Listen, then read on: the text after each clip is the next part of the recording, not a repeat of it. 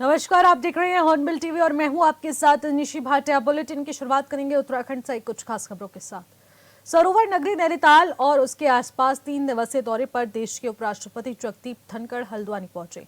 Haldwani army helipad पर राज्यपाल गुरमीत सिंह ने उनका स्वागत किया और अभिनंदन किया। इसके अलावा बतौर मुख्यमंत्री उत्तराखंड के प्रतिनिधि कैबिनेट मंत्री रेखा आर्या, सांसद अजय भट्ट, मेयर हल्द्वानी गजराज बिष्ट समेत कई लोग मौजूद रहे।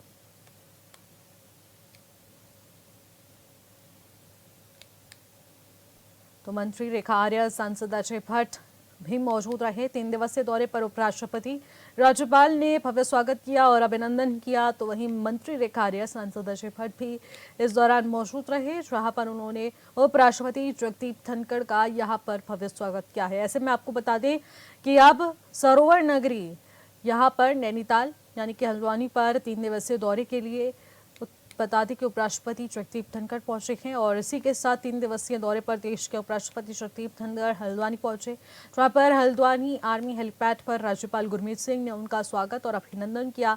इसके अलावा बतौर मुख्यमंत्री उत्तराखंड के प्रतिनिधि कैबिनेट मंत्री रेखा आर्या, सांसद अजय भट्ट और मेयर हल्द्वानी गजराज बिष्ट समेत तमाम लोग मौजूद रहे और ऐसे में जगदीप धनखड़ का यहाँ पर भव्य स्वागत किया गया, अभिनंदन किया गया। ऐसे में 3 दिन ये हल्द्वानी पर रहने वाले हैं और हल्द्वानी दौरा बहुत अहम माना जा रहा है, जिसके चलते वो सरोवर नगरी नैनीताल में यहाँ रुकेंगे और तमाम बैठकों में हिस्सा भी लेंगे और ऐसे में इनका औपचारिक दौरा माना जा रहा है और हो सकता है कि तमाम विषयों को लेकर खास तौर पर चर्चा की जाए और इसी के चलते 3 दिवसीय दौरा उपराष्ट्रपति जगदीप धनखड़ का रहने वाला है। देश के उपराष्ट्रपति जगदीप धनखड़ लगातार कई दौरों पर है और इसी बीच वो हल्द्वानी भी पहुंचे हैं, जहां वो 3 दिवसीय दौरे पर हल्द्वानी आए हैं।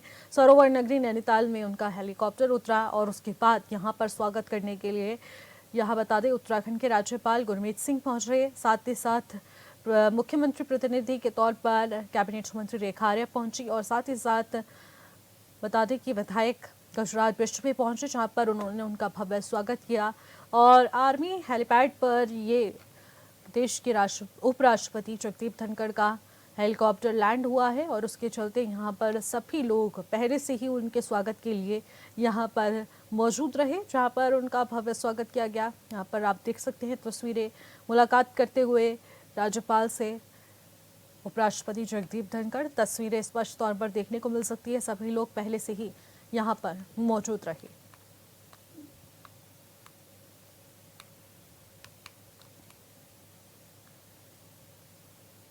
खबरों में आगे बढ़ेंगे। बुधवार सुबह हल्द्वानी में बड़ा हादसा हो गया है। मूसलाधार बारिश के कारण अब बरसाती नाला उफान पर आ गया और इन नालों की बाढ़ से बता दें नहर भी पानी से भर गई। कोतवाली क्षेत्र में फायर ब्रिगेड दफ्तर के पीछे बहने वाली सिंचाई नहर में एक कार अनियंत्रित होकर गिर गई। इस हादसे में 4 लोगों की जान चली गई है। सिंचाई नहर में कार गिरते ही पलट गई और थोड़े आगे वो बहकर पुलिया में फंस गई। इस दौरान कार के अंदर पानी घुस गया। कार में 7 लोग सवार थे और इनमें से एक बच्चा भी था और समेत 4 लोगों की मौत हो गई है। 3 लोग इसमें घायल भी बताए जा रहे हैं। सूचना मिलते ही पुलिस मौके पर पहुंची। पुलिस और फायर ब्रिगेड की टीम ने कार को किसी तरह से रेस्क्यू करके नहर से बाहर निकाला। तो वहीं सीएम धामी ने भी हादसे पर दुख जताते हुए एक्स पर पोस्ट किया और पीड़ित परिवार के प्रति संवेदना प्रकट की।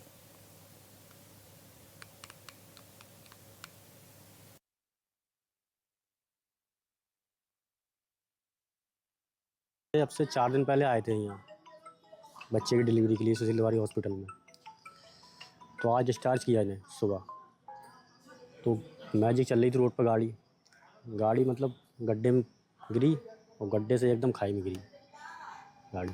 कितने लोगों की मौत हो गई? इसमें 4 लोगों की मौत हो गई। कौन कौन है? एक 4 लोगों में एक लड़के के बाप, लड़के के पिताजी और लड़के की नानी और लड़के की ताई। बाकी लोग कहाँ हैं? बाकी लोग हॉस्पिटल में भर्ती हैं। क्या नाम है आपका? मेरा नाम सुनील है। नहीं, ये हादसा खैर दुर्घटना हुई है, इसका तो हमें भी बहुत दुख है। हालांकि यहाँ पे रोड तो ठीक है पर थोड़ा टर्न है, इस वजह से वो डिसबैलेंस हो गए हों। प्रारंभिक जांच में तो अभी और कोई जांच ठीक से करेंगे फिर, लेकिन अभी यहाँ पर जैसे कोई क्रैश बैरियर और मिरर और कुछ रोड सेफ्टी फर्नीचर्स की ज़रूरत है। ठीक है, इसको लगता नहीं ये होना चाहिए था, प्रशासन की गलती की वजह से ये हादसा हुआ है? नहीं, रोड का ऐसा नहीं कह सकते, लेकिन ये है कि हाँ ये होती है, एडिशनल मेजरमेंट लिए जाते तो शायद। खबरों में आगे बढ़ेंगे। उत्तरकाशी में यमुनोत्री पैदल मार्ग पर नौकेशी के पास अवरुद्ध मार्ग को पुनः आवागमन के लिए सुचारू कर दिया गया है।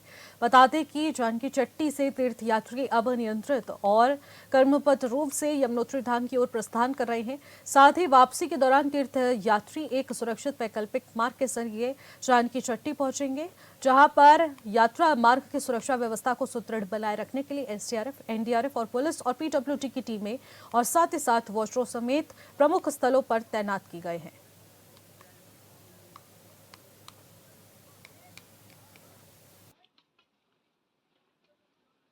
को बता दें, बाधित मार्ग पर आवागमन फिर से सुचारू कर दिया गया है। जानकी चट्टी से अब ये यात्रा मार्ग फिर से सुचारू कर दिया गया है। आपको बता दें, कुछ समय पहले इसी मार्ग पर हादसा हुआ था, जिसके चलते 2 लोगों की जान चली गई थी और उसके बाद इस यात्रा को फिर से यात्रियों के लिए सुचारू कर दिया गया है।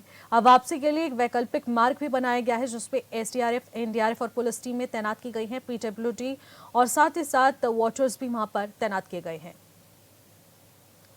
तो इसी खबर पर ज्यादा जानकारी के साथ दीपक नौटियाल हमारे संवाददाता भी हमारे साथ सीधे फोन लाइन के जरिए जुड़ चुके हैं।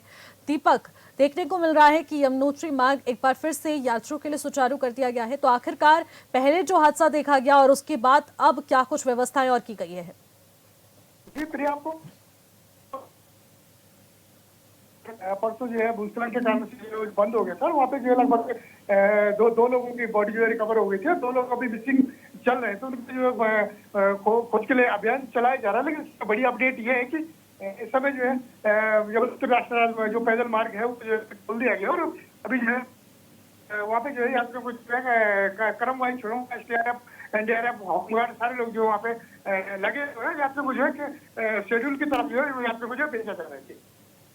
बिल्कुल दीपक, और क्या कुछ सुरक्षा व्यवस्थाएं यहाँ पर की गई हैं? क्योंकि पहले भी देखने को मिला था, क्योंकि यहाँ पर भारी संख्या में श्रद्धालु पहुंच रहे हैं, तो ऐसे में भीड़ के चलते यहाँ पर कई हादसे भी घटित हो जाते हैं।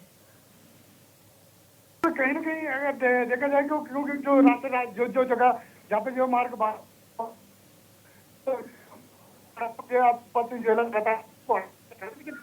जो वहाँ पे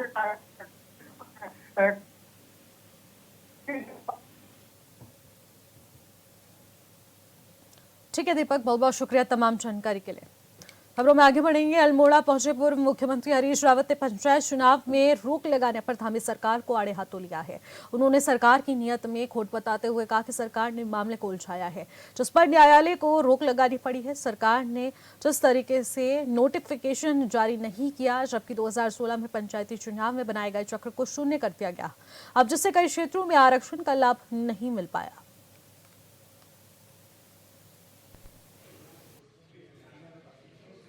इन्होंने सवालों को ऐसा उलझाया कि माननीय न्यायालय को हस्तक्षेप करना पड़ा। लोग गए कोर्ट में और आप रूल्स बनाते हैं, वो रूल्स किस काम के जो नोटिफाई ना हो, उसका गजट नोटिफिकेशन होना चाहिए था, वो आपको लगाना चाहिए था, आपने नहीं लगाया। आपने 2016 के जो पंचायती राज कानून है उसने साफ तौर पर जो है एक चक्र बनाया आरक्षण का, और उस चक्र को आपने बीच में शून्य कर दिया और नए सिरे से आप चक्र बनाने लगे। तो जिन लोगों को पहले लाभ मिल गया था आरक्षण का, उनको फिर लाभ मिलेगा। कुछ लोग ऐसे हैं जिनको आरक्षण का लाभ मिला ही नहीं। कई जिले ऐसे रह जाएंगे, उसमें कई क्षेत्र ऐसे रह जाएंगे, कई ग्राम सभाएं ऐसी रह जाएंगी जिनको आरक्षण का लाभ मिलेगा नहीं। आप चक्र को कैसे तोड़ सकते हैं बीच में? आपको SC ST का चक्र नहीं तोड़ना चाहिए था, OBC का नए सिरे से शुरू करते आप यदि उसमें कोई कानूनी बाध्यता थी तो। आपने उसको जानबूझ करके किया। और दो और ऐसी विसंगतियां हैं। आपने एक चुनाव है जिसमें प्रधान से लेकर के जिला के प्रधान तक का, आप उसमें दोनों के लिए अलग अलग चक्र कैसे बना सकते हैं? और आप इतनी सीटों के तो आरक्षण को तय कर रहे हैं, लेकिन आपने 12 जिलों का आरक्षण तय नहीं किया। कहीं न कहीं आपकी नीयत में खोट है। बड़ी खबर आ रही है इस वक्त। धामी कैबिनेट में 4 प्रस्तावों पर मोहर लग चुकी है। विशेष शिक्षा शिक्षक सेवा नियमावली 2025 को मंजूरी मिल चुकी है। 135 विशेष शिक्षा शिक्षकों के पदों पर यह सृजन किया गया है। 135 पदों पर भर्ती प्रक्रिया के प्रस्ताव को मंजूरी दे दी गई है। बड़ी जानकारी आ रही है इस वक्त की। स्वच्छ भारत मिशन ग्रामीण के तहत पंचायती राज विभाग यहां पर अधिकृत किए गए हैं। वर्षाकालीन दूसरे सत्र को आहूत किए जाने को मंजूरी भी मिल चुकी है। बड़ी जानकारी आ रही है। धामी कैबिनेट की बैठक खत्म हो चुकी है और उसके बाद अहम प्रस्तावों पर मोहर भी लग चुकी है, जहां पर स्वच्छ भारत मिशन ग्रामीण के लिए पंचायती राज विभाग अधिकृत किए गए हैं।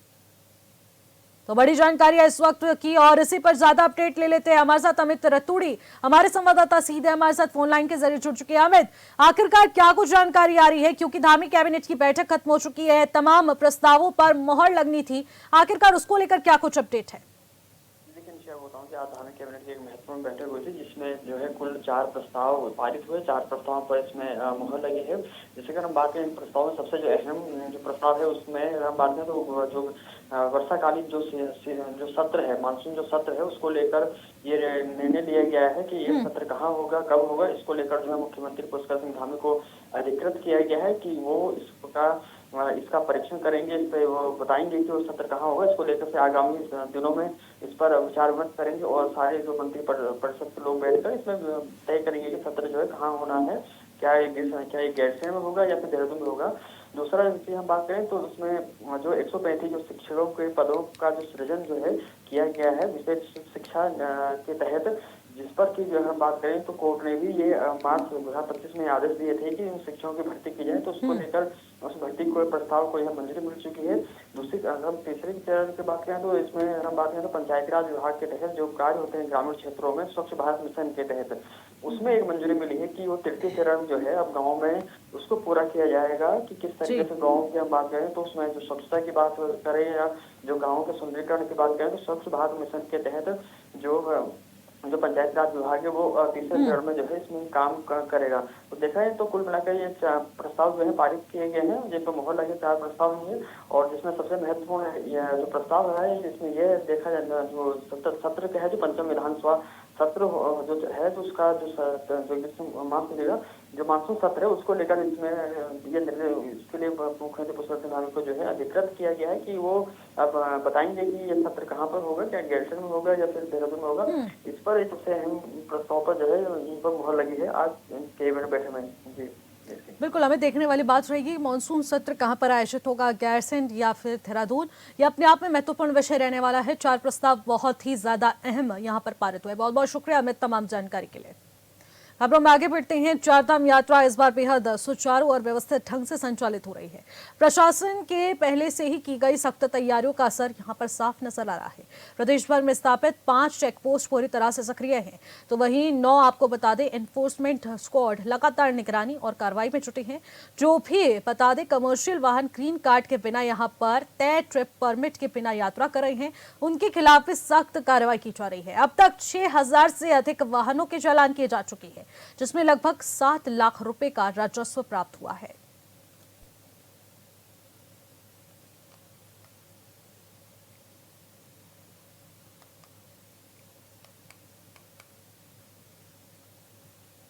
महिला कांग्रेस की प्रदेश कार्यकारिणी में अब नई कार्यकर्ताओं को जोड़ने के लिए तैयारियां चल रही है, जिसके जरिए आने वाले त्रिस्तरीय पंचायत चुनाव और 2027 के विधानसभा चुनाव में जीत की कोशिश की जाएगी।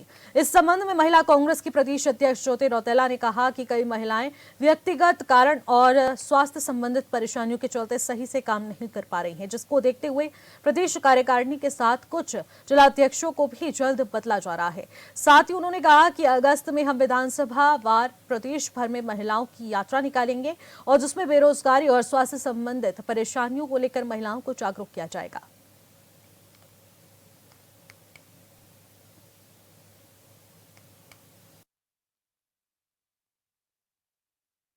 प्रदेश में जो लोग हम लोगों ने पहले महिला कांग्रेस के कार्यकारिणी में लोग थे और वो सक्रिय रूप से काम नहीं कर पा रहे किसी भी वजह से, कोई व्यक्तिगत कारण है या स्वास्थ्य की वजह से, तो कुछ नए लोगों को हम लोग प्रदेश कार्यकारिणी में और कुछ जिलाध्यक्ष हम लोग बदल रहे हैं।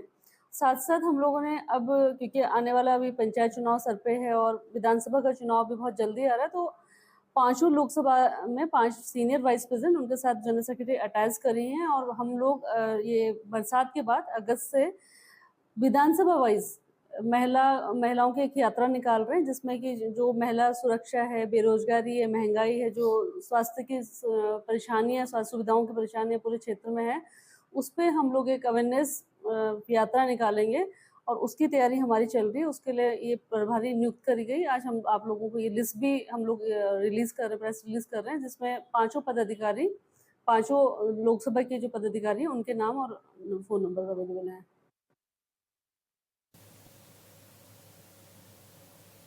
पौड़ी जिले में त्रिस्तरीय पंचायत चुनाव की तैयारियों को लेकर विकास भवन सभागार में सेक्टर एवं जोनल मजिस्ट्रेटों की प्रशिक्षण यहां पर उन्हें दिया गया है। प्रशिक्षण में कुल 107 सेक्टर मजिस्ट्रेट और 23 जोनल मजिस्ट्रेटों ने प्रतिभाग किया। इस दौरान जिलाधिकारी बता दें कि स्वाति एस भदौरिया ने निर्वाचन प्रक्रिया को निष्पक्ष, शांतिपूर्ण और पारदर्शी ढंग से संपन्न कराने के लिए अधिकारियों को आवश्यक दिशा निर्देश दिए हैं। उन्होंने कहा कि यदि किसी भी स्तर पर कोई समस्या उत्पन्न हो तो उसे तुरंत मास्टर ट्रेनर के तहत स्पष्ट किया जाए ताकि समय रहते समाधान हो सके। साथ ही उन्होंने कहा कि जिस तरीके से मजिस्ट्रेट अपने क्षेत्र में होने वाली हर गतिविधि पर कड़ी निगरानी रखें और किसी भी अप्रिय घटना की सूचना तुरंत उपलब्ध कराएं।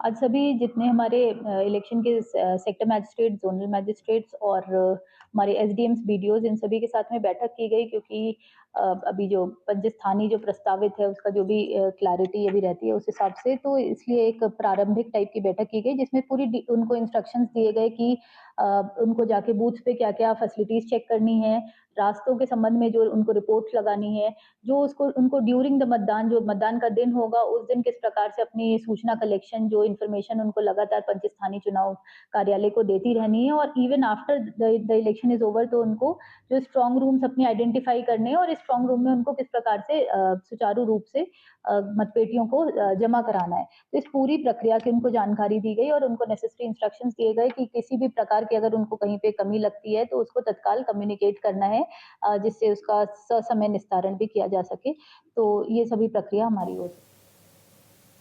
उत्तराखंड में होने वाले पंचायत चुनाव की हलचल तेज हो रही है। ऐसे में उम्मीदवारों का उत्साह भी बढ़ता जा रहा है।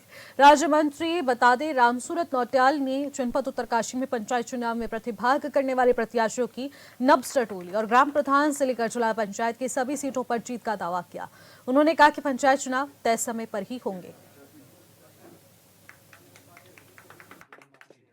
पंचायत चुनाव में भारतीय जनता पार्टी ने पूरी रणनीति तैयार कर दी है और इस वर्तमान में जो हमारे 12 जिले हैं उत्तराखंड में, हरिद्वार को छोड़ करके सब में जो है त्रिस्तरीय पंचायत चुनाव संपन्न कराने पूरी रणनीति तैयार की। संगठन स्तर पे हम पर्यवेक्षक के रूप में आज उत्तरकाशी पहुँचे। गंगोत्री विधानसभा में हमने यहाँ पे राय मशवरा लिया और राय मशवरे कार्यकर्ताओं के आधार पर कार्यकर्ताओं के अंतर आत्मा क्या कहती है, किस कैंडिडेट के लिए कहती है, जिताओ कैंडिडेट को टिकट दी। मैं एक भारतीय जनता पार्टी का जिला अध्यक्ष होने के नाते हमारी पार्टी ने तय किया है कि हमारी 3 विधानसभाएं हैं और 3 विधानसभाओं में पार्टी ने पर्यवेक्षक भेजे हैं।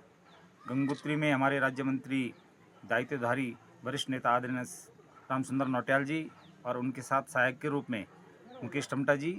ऐसे ही यमुनोत्री में जगत सिंह चौहान जी, आदरणीय जगत सिंह चौहान जी, आदरणीय बहन सुधा गुप्ता जी और पुरोला में आदरणीय सतेज सिंह राणा जी और विजय बडोनी जी। 3 विधानसभा में पार्टी ने प्रदेश नेतृत्व ने पर्यवेक्षक भेजे हैं और हमारे पर्यवेक्षक कल भी और आज भी जिस विधानसभा में जितने हमारे वार्ड हैं, जैसे गंगोत्री विधानसभा में हमारे 9 जिला पंचायत सदस्य वार्ड हैं, तो कल से हमारी ये रायशुमारी चल रही है और हमारे पर्यवेक्षक अपने मंडल स्तर तक, जो हमारा मंडल होता है उस मंडल में कितने वार्ड हैं वहाँ तक हमारे पर्यवेक्षक जा रहे हैं। मैं भी उनका सहयोग कर रहा हूँ, पार्टी के मंडल अध्यक्ष जी भी सब लोग सहयोग कर रहे हैं और वहाँ पर हमारे उस वार्ड के कार्यकर्ता आ रहे हैं। उस वार्ड में रहने वाले हमारे जिले के पदाधिकारी, प्रदेश के पदाधिकारी, वरिष्ठ नेता, जनप्रतिनिधिगण, विधायकगण, सभी लोग वहाँ पर जो उस वार्ड में रहते हैं वो अपनी रायशुमारी वहाँ पर दे रहे हैं और ये बड़ा हर्ष का विषय है। बड़ी खुशी की बात मैं कहना चाहता हूँ कि आज कोई दूसरा दल हमारे सामने टिक नहीं रहा है। हम जहाँ भी जिस वार्ड में भी जा रहे हैं, जिस मंडल में भी जा रहे हैं, भारतीय जनता पार्टी के पास आज सक्षम लोग हैं। हमारे पास हर वार्ड में 4 4 5 5 6 6 10 10 कार्यकर्ता हमारे जिला पंचायत की दावेदारी कर रहे हैं। ये बहुत बड़ी खुशी की बात है। उत्तराखंड वन विभाग में बड़ा फेरबदल हुआ है। मौजूदा प्रमुख वन संरक्षण बता दें कि धनंजय मोहन ने स्वैच्छिक सेवानिवृत्ति ले रही है। आपको बता दें वन विभाग में मुखिया की नई कमान अब समीर सिन्हा को मिल गई है। तो वही अपना पदभार ग्रहण करने के बाद समीर सिन्हा ने बता दें कि ये बताया है कि किसी तरीके से वन विभाग में लगातार सुरक्षा किया जा रहा है और ऐसे में उन्होंने बताया कि राज्य स्तरीय कार्य योजना बनाई गई जहां के वाइल्ड लाइफ वार्डन के कार्यालय में सेल का गठन किया गया है। अब जो मुख्य रूप से वन विभाग से जुड़ी घटनाओं का विश्लेषण कर रहा है, वही 24 घंटे की हेल्पलाइन नंबर को लेकर एक जारी करते हुए एक नंबर तैयार किया गया है जिसमें 1926 भी ये नंबर है जिस पर आप कॉल कर सकते हैं, जो कि आपदा जैसी स्थिति की जानकारी मिलने पर संबंधित कार्रवाई के लिए समुचित करता है। उन्होंने कहा है कि आज हमारे पास जानकारी के लिए कौन से क्षेत्र अति संवेदनशील है और उसको देखते हुए हम तैयारियां कर रहे हैं।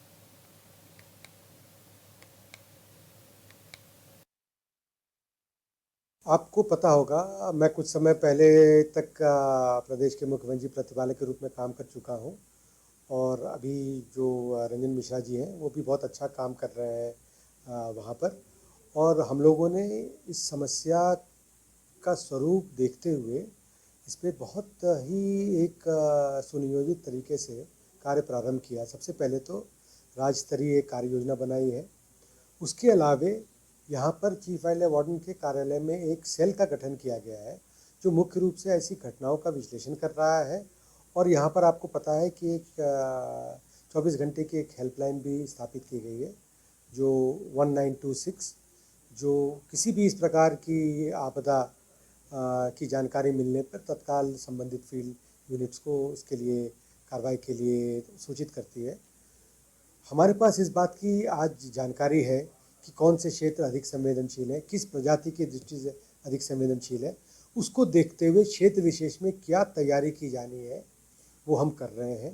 किस प्रकार के उपकरण चाहिए, चाहे वो नए हल्के वजन के पिंजड़े हों, ट्रैंक्विलाइजिंग गन हो, ड्रोन्स हो, अनाइडर हो, कैमरा ट्रैप हो, तो ये चीज़ें जो हैं ये अच्छी संख्या में प्रभागों में उपलब्ध कराई गई हैं। स्टाफ को ट्रेनिंग दी गई है। 125 से अधिक वेटनरी डॉक्टर हमारे पास उपलब्ध हैं जो वन्य जीवों से संबंधित किसी भी घटना में उनको नोडल अधिकारी नामित किया गया है। तो ये एक संगठित प्रयास है हमारा और इस पर लगातार काम हो रहा है। फिलहाल इस बुलेटिन में बस इतना ही। आप देखते रहिए हॉर्नबिल टीवी। नमस्कार।